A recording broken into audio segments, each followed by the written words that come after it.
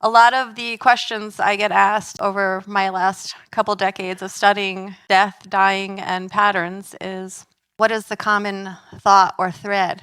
And it's peace. Peace with the past, peace with the present, and peace with the unknown. And it's interesting because it sounds like such an easy task to be at peace, yet I have found it to be one of the most challenging possible things ever. Peace begins with presence. Presence is the ability to occupy the current moment fully with our mind, our body, our breath, and our emotions, all aligned and here now. It's a state where we're here, not in memory, not in prediction, not in reaction or performance. Peace isn't passive, it's a living awareness. It's being awake, tuned, responsive, grounded. When we're present, we feel. We feel exactly what we feel and we allow it. We notice what we notice and we respond versus react. It's our ability to fully occupy our body and be fully connected to both ourselves, our intuition, and still be present to fully connect and open our heart to others. Why does presence matter? Because if we aren't present, what are we doing? Whoever's controlling our emotions is controlling us. Without presence, our emotions run us. Boundaries blur, communication collapses, our energy leaks. Sometimes we could lose all kinds of time that we don't know what happened. And oftentimes, we make decisions out of fear or habit, and we lose access to our intuition. With presence, we see clearly. We choose consciously. We're able to regulate our energy. We embody our power. We're able to communicate from our own truth and our own heart rather than defensiveness. We're able to see and hear others and be present with them. And we're able to create safety both inside of our bodies as well as in our environment and with others. Presence is a gateway to infinite possibility and nothingness all at once. Because when we're fully present, we have the choice. We have infinite choices, infinite paths. It's the gateway to emotional intelligence, to awareness, to clarity, and to embodiment. When we're fully present, 4 energy bodies or dimensions are aligned.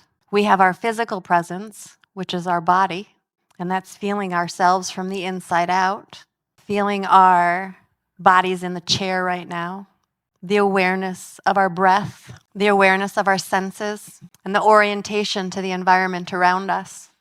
And then we have our emotional presence, which is our heart, all meeting here together, softening, allowing, feeling, allowing the emotion to move through us without getting stuck or lost in it, being able to safely name our feelings accurately, being able to allow the emotion to inform us rather than dominate us or control us, just feeling it. And then there's the mental presence, our mind chatter, noticing our thoughts, the stories that we tell ourselves or the stories that are running in our head. Whose stories are those? Who wrote those? Are they feeding you? Are they nourishing you? And being able to then not get lost in those stories, but instead return to focus. Welcoming all of that with curiosity versus assumption. Exploring it. What is this? Why is it coming through my mind? And recognizing what's ours and what's not ours. Being able to hold our center, hold our presence, hold our awareness while sharing space and in relation with others. And also honoring our spirit, our truth, our inner self. And true presence is when all 4 of those are aligned. Our heart, our stories, our body, our spirit, they all have the same intention when we're present, and it's as if time slows down. Our nervous system softens. We can witness versus react. We become aware of subtler signals or sensations. We can feel both grounded and present, yet spacious and expanded at the same time. Presence is a felt sense. It's not an idea. It's not a thought. It's not a story. It's something you feel deep in your body. And when we're not present, sometimes what we're experiencing is excessive thinking, the overactive mind, or emotional flooding, disassociation or checking out, consciously choosing not to be present, hypervigilance or overwhelm, super conscious of everything that's happening around us. Sometimes when we lose our presence, it can become across as people-pleasing, internalized urgency, or trauma responses. And I have experienced all of these and had to work through them and really find my way to return to peace, return to presence. And that's the beauty of it. When we understand presence and consciously seek peace, we learn to recognize when we're out of alignment and without shame, without blame, but instead with compassion and self-love, gently return to ourselves. It's not something that we achieve. It's something that we return to moment by moment, breath by breath. It's a choice to really slow down and allow whatever's coming up to come up and come through.